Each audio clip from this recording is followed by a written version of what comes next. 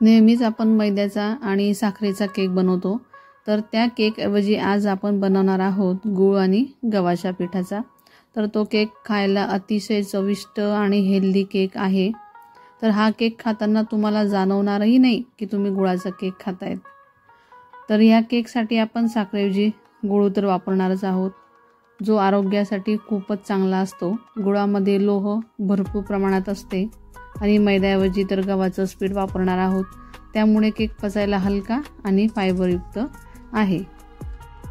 आता तुम्ही यात तुमच्या आवडीनुसार सुकामेवा ड्राय फ्रूट्स टाकू शकतात, जसं की बदाम, अक्रोड किंवा भोपळ्याचे बिया यानुसार। चला तर मग रेसिपीला सुरुवात करूया। नमस्कार, मी सारिकाज किचनमध्ये तुमचं अगदी मनापासून स्वागत करते। तर मी इथे अर्धा कप गूळ घेतलेला आहे आणि तो गूळ मी मिक्सरच्या भांड्यात टाकून घेतलेला आहे। त्यानंतर लागणारे अर्धा कप दूध, तर तेही मिक्सरच्या भांड्यात टाकून घेतले आहे। त्यानंतर 8 ते 10 बदाम टाकून घ्यायचे आहेत।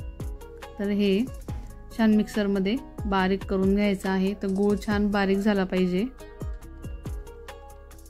तर हे छान बारीक करून झालंय, तर बघू शकतात। तर त्यात गूळ अजिबात राहायला नको। तर मी ते आता एका बाउलमध्ये काढून घेते।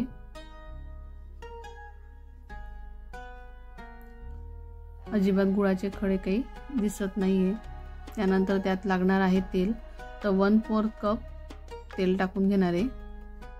तर आपण केकमध्ये तेल किंवा बटर हे योग्य प्रमाणात वापरलेलं आहे, जेणेकरून तो केक मऊ आणि लुसलुशीत होईल। तर आता हे सर्व साहित्य व्यवस्थित मिक्स करून घ्यायचं। तेल अगदी त्याच्यात व्यवस्थित मिक्स व्हायला पाहिजे। त्यानंतर त्यावर एक चाळणी ठेवून घ्यायची आहे। त्यात 1 कप गव्हाचं पीठ टाकून घ्यायचं, 1 कप लागणार आहे। त्यानंतर बेकिंग पावडर 1 टीस्पून, त्याच्यापेक्षा अर्धा टीस्पून बेकिंग सोडा। त्यानंतर त्यात लागणार आहे अगदी 1 पिंच मीठ, अगदी थोडंच टाकायचं। त्यानंतर या वाटीच्या साहाय्याने अगदी सोप्या पद्धतीने मी पीठ गाळून घेणार आहे। अजिबात पीठ त्याने सांडत नाही, व्यवस्थित त्याच जागेवर गाळून होतं। बघू शकतात पीठ गळतंय खाली। आता हे पीठ पूर्णपणे व्यवस्थित गाळून झालेलं आहे, तुम्ही बघू शकतात। अजिबात सांडलेलं नाहीये, व्यवस्थित त्याच जागेवर बाउलमध्ये पडलेलं आहे।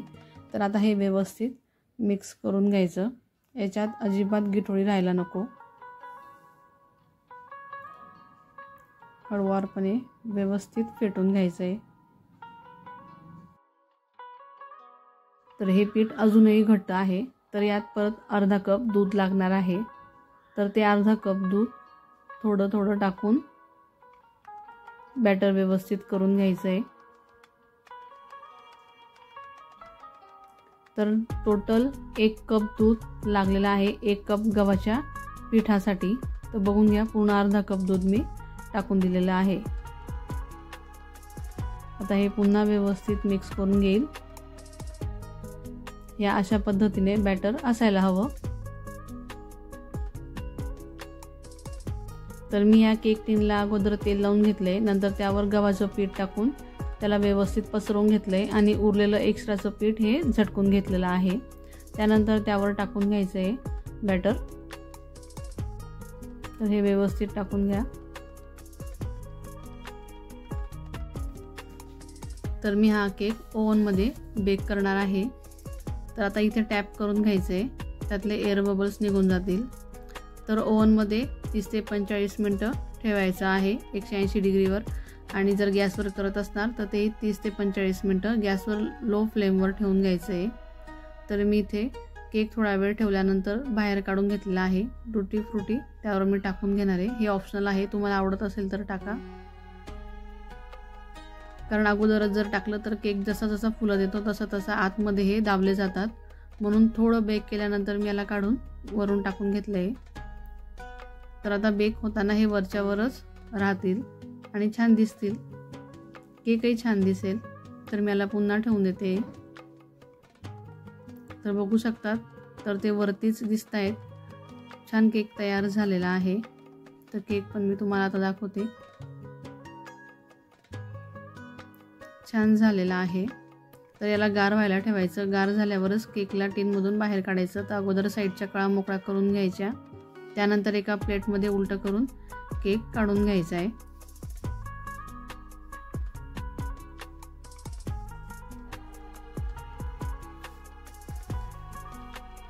बघू शकतात खूप छान निघालेला आहे, अजिबात चिपकलेलाही नाहीये। छान केक फुगलेला पण आहे।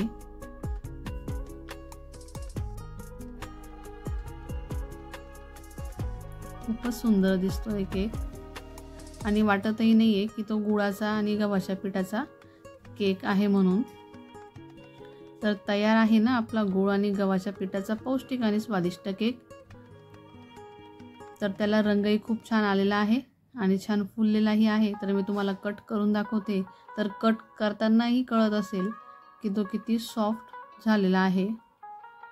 तर हा केक तुम्ही मुलांना डब्यात पण देऊ शकतात किंवा मग संध्याकाळच्या नाश्त्यालाही खाऊ शकतात। तो चविष्ट तर आहेच, पण आरोग्याची काळजी घेणाराही तो तेवढाच आहे। बघू शकतात खूप छान केक झालेला आहे। तर मी तुम्हाला तो केक तोडूनही दाखवते, म्हणजे कळेल तुम्हाला किती सॉफ्ट झाला आहे म्हणून। तर बघू शकतात आताही छान जाळीदार तयार झालेला आहे। तर ही रेसिपी तुम्ही नक्की ट्राय करून बघा। अगदी अचूक प्रमाणात आहे, तुमचा केक अजिबात चुकणार नाही। ही रेसिपी तुम्हाला कशी वाटली ती नक्की कमेंट करून सांगा। व्हिडिओला लाईक करा, शेअर करा आणि चॅनलला नक्की सबस्क्राईब करा। धन्यवाद।